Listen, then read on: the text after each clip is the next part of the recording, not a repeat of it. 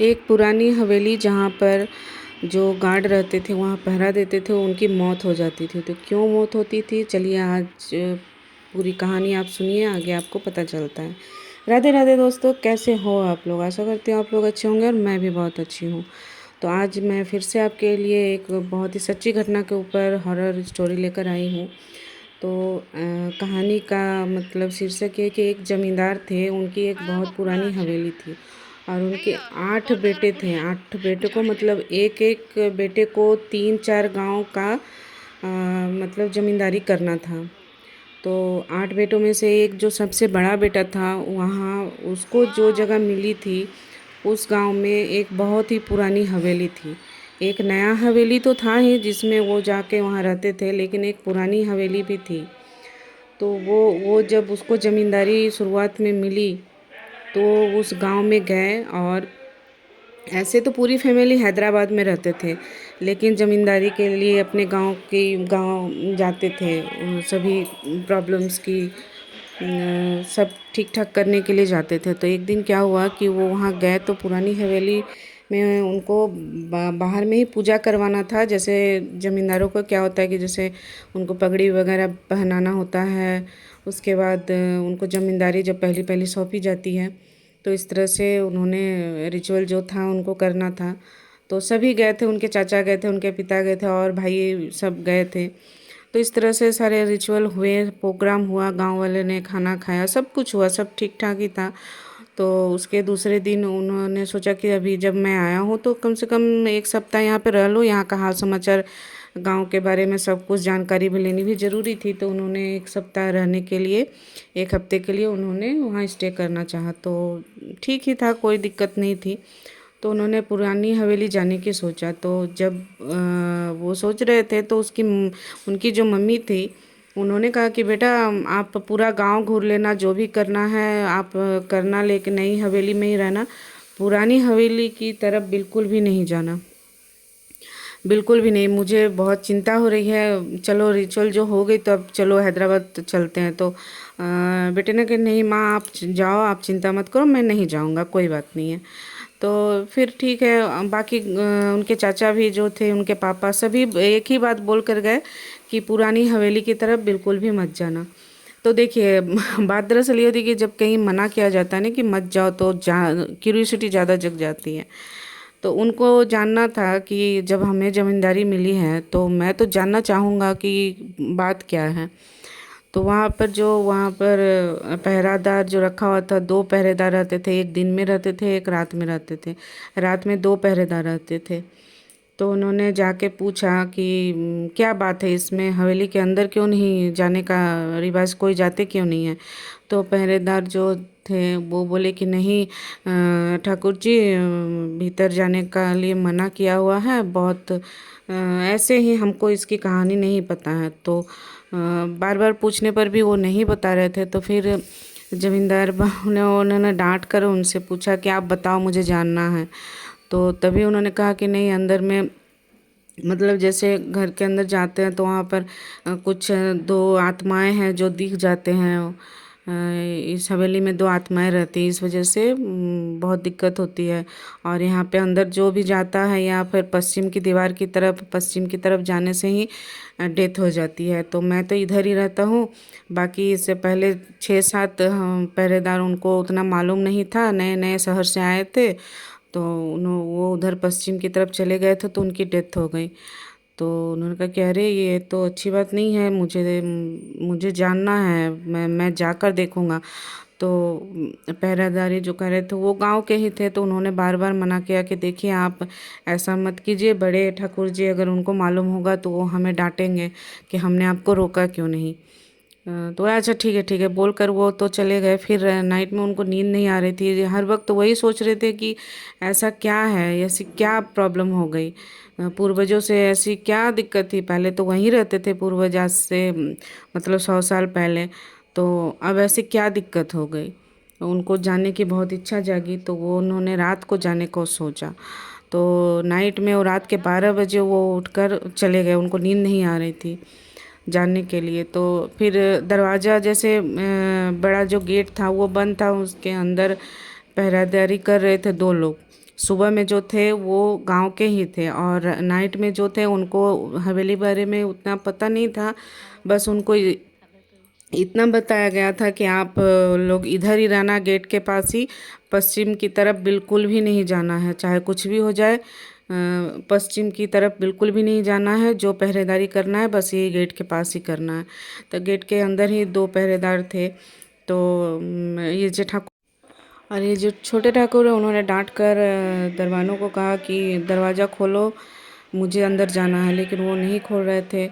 फिर डांट कर जब उन्होंने कहा तो वो उन्होंने खोला, फिर वो अंदर गए, हवेली के अंदर गए पश्चिम दीवार की तरफ। उधर जाकर उन्होंने देखने की पूरी कोशिश की, जानने की कि क्या बात है, ऐसी क्या है इधर जो इतना सब डरते हैं और मौत हो जा रही है। तो फिर उन बहुत आवाज़ें आ रही थी, रोने की, चिल्लाने की, चीखने की आवाज़ें आ रही थी एक कमरे के अंदर से। तो उन्होंने मतलब सोचा कि ये दरवाज़ा हम खोल कर देखते हैं, लेकिन उन्होंने देखा कि दरवाजे में बहुत मोटे मोटे ताले लगे हुए हैं, और जैसे मतलब मंत्र देकर लाल कपड़े से, ताबीज़ों से बांधा गया है। तो फिर उन्होंने सोचा कि नहीं, मैं तो मुझ में भी मतलब अटैक कर सकते हैं, अगर कोई भूत प्रेत है, चाहे कुछ भी है, कुछ भी हो सकता है। तो मैं देखता हूँ कि कहीं और से दिख जाए तो फिर उन्होंने एक खिड़की थी जहाँ से थोड़ी मतलब लाल रंग की रोशनी दिख रही थी।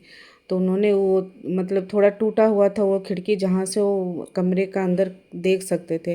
तो फिर उन्होंने वहाँ से देखने की कोशिश की, तो उन्होंने देखा कि कमरे में लाल कलर की लाइट, जैसे डिम लाइट होती है ना, उस तरह की लाइट जल रही है। और अंदर में एक मतलब आदमी का आधा कटा सर लटका हुआ है।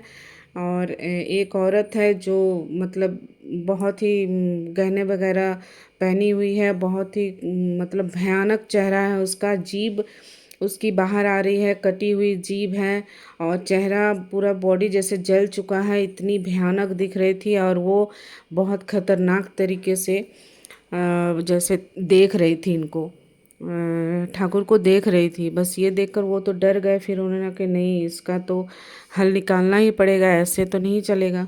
तो फिर वो गांव में एक मतलब जैसे बूढ़ी थी, जैसे झाड़ फूँक होते हैं ना हर गांव में, जैसे झाड़ फूँक कुछ भी प्रॉब्लम होती है बच्चों को, चाहे किसी को हवा लग गई तो झाड़ फूँक कराते हैं। तो इस तरह से एक औरत, बूढ़ी औरत थी, बहुत ही ज़्यादा बूढ़ी। तो जब रिचुअल हो रही थी उनको, तो वो भी आई थी। तो उन्होंने भी मना किया था कि आप पुरानी हवेली की तरफ ना जाएं। तब उन्होंने सोचा कि चलो अम्मा को पूछ कर आते हैं, उनको शायद कुछ पता हो, क्योंकि घर वाले तो कुछ बता नहीं रहे हैं। तो फिर वो दूसरे दिन वो उस टाइम रात को घर चले आए, और सुबह ही उन्होंने उनके पास गांव में जाकर पूछा कि अम्मा, आप हमें बताओ, हमें जानना है कि पुरानी हवेली का राज क्या है। मैं कल रात गया था, मैंने देखा कि ऐसा ऐसा हुआ है, तो मुझे जानना है। तभी अम्मा ने सब कुछ बताया कि बहुत साल पहले की बात है, जैसे तुम्हारे परदादा जो थे वो एक हिजड़ा थी, जिसके मतलब प्रेम में वो पड़ गए थे। जो वो नाचने आती थी, जैसे पहले महलों में नाच गान होता था ना, तो वो नाच गान करने करती थी, तो उसके प्रेम में पड़ गए थे। वो हिजड़ा थी लेकिन बहुत ही खूबसूरत थी, तो उसकी खूबसूरती में वो प्रेम प्रसंग में पड़ गए थे। तो वो थे, तो उनके चार बेटे थे, तो चारों बेटों को बहुत मतलब गुस्सा आता था कि वो उसके प्रेम में क्यों पड़े हैं। मतलब उनको बहुत गुस्सा आता था, क्योंकि उनके पिताजी जो थे उन्होंने पहले ही बोल रखा था कि मैं इसे आधी संपत्ति दे दूंगा, ऐसे करके। तो इस वजह से बेटों को बहुत गुस्सा था कि किसी तरह से इसको बाहर निकालो, भगाओ। वो मौके की तलाश में रहते थे। तो एक दिन क्या हुआ, मतलब जो हिजड़ थी ना, वो उसने अपनी इच्छा जाहिर की कि मुझे पढ़ाई करना है, मुझे पढ़ना है। तभी उन्होंने कहा कि हाँ हाँ चलो ठीक है। एक मास्टर जी, गांव के ही एक मास्टर जी से, उनसे पढ़ाई के लिए उन्होंने बोल दिया। तो वो महल में ही आते थे पढ़ाई करने के लिए। और बेटों जो चार बेटे थे ना, उन्होंने एक कुछ लोगों को मतलब लगा रखा था कि ये दोनों मतलब सब समय नज़र में रहे कि कोई कुछ गलती हो तो मौका मिल जाए। और वो मास्टर जी के साथ वो जो हिजड़ा थी ना, वो उसके प्रेम में पड़ गई। तो ये खबर बेटों के कानों में गई। बस बेटों ने तो मौका मिल गया उसे कि चलो अब इसे तो हटाने का मौका मिल गया है। तो वो जाकर हिजड़ा जो थी और मास्टर दोनों को बहुत मारते पीटते हैं, और बोलते हैं कि तुम लोग यहाँ से भाग कर जाओ, नहीं तो मैं तुम लोगों को मार डालूंगा। लेकिन वो पैर हाथ जोड़ने लगती है और झूठ मूठ का बोलने लगती है कि नहीं आप गलत सोच रहे हैं, ऐसा कुछ भी नहीं है। ठाकुर जो थे बड़े ठाकुर, उनको बोलने लगे कि नहीं नहीं आपके बेटे हम पर गलत इल्ज़ाम लगा रहे हैं, ऐसे करके बोलने लगे। तभी उनको बहुत गुस्सा आया और वो उसके बड़े बेटे जो थे वो मतलब कुल्हाड़ी से वो मास्टर जी का सर काट दिया। और एक बेटे ने तो हिजड़ा का जो जीभ काट दिया और गला काट कर दोनों को मार डाला। बस तभी से मतलब उसके 2-4 दिन बाद ही जो उनके पिताजी थे बड़े ठाकुर, वो उनकी भी डेथ हो गई। डेथ होने के बाद उसके बाद वो बहुत भयानक, मतलब वो जिस कमरे में ये घटना, तो जिस कमरे में ये घटना घटी थी उस कमरे को उन चारों बेटों ने बंद करवा दिया। और बहुत भयानक भयानक आवाज़ें आ रही थी, तड़पने की, चिल्लाने की, चीखने की। इस वजह से उस हवेली को बंद करके नया हवेली बनाया गया और तभी से वो बंद था। तो घटना ये थी। तभी ये ठाकुर जो हैं छोटे ठाकुर, उनको पता, जब घटना पता चली तो बोले कि नहीं, इन आत्माओं को तो मुक्ति दिलानी है और माफ़ी भी मांगना है। पूर्वज ये गलती करके गए हैं तो हमें तो माफ़ी मांगनी पड़ेगी। तो इसके लिए क्या करना होगा, ऐसे उन्होंने अम्मा जी से पूछा। तो अम्मा ने बताया कि आप पूजा करवाएं, जग करवाएं, उसके बाद बहुत 10 पंडितों को मिला, बड़े बड़े जो पंडित वो जाके वहाँ पूजा पाठ करेंगे, तभी ये उनकी आत्मा को शांति मिलेगा और माफ़ी मांगना पड़ेगा। तभी उन्होंने पूजा करवाया उसी कमरे में।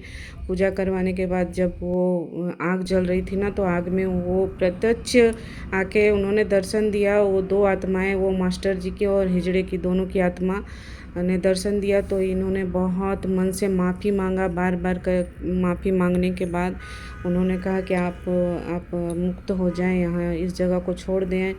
इस तरह से उन्होंने बहुत माफ़ी मांगी गलतियों की। तो उसके बाद सब कुछ ठीक ठाक होने के बाद उन्होंने वो पूरा महल तुड़वा कर उन्होंने उस जगह को गवर्नमेंट को दे दिया। तो घटना ये थी। तो देखिए, पूर्वज जो गलती करते हैं उनका भोग हम सभी को मिलना होता है। तो इस वजह से कभी भी ऐसा नहीं करना चाहिए। कभी भी गलती, किसी की मजबूरी का फ़ायदा भी नहीं उठाना चाहिए और ना ही ऐसा गलत काम करना चाहिए। तो अब क्या कर सकते हैं। अब इस तरह की बहुत सारी कहानियाँ हैं जो सच्ची घटनाओं पर आधारित है। तो आप लोगों को मेरी कहानी कैसे लगती है, तो आप लोग ज़रूर से मुझे कमेंट करें। और वीडियो ज़रा भी अच्छा लगा हो तो लाइक, शेयर और सब्सक्राइब भी ज़रूर से करें और शेयर भी कर दें दोस्तों। और प्यारा प्यारा कमेंट करें और भी कहानियाँ सुनने के लिए। तो फिर नेक्स्ट वीडियो में मिलते हैं। तो थैंक यू सो मच पूरा वीडियो देखने के लिए। फिर मिलते हैं नेक्स्ट वीडियो में।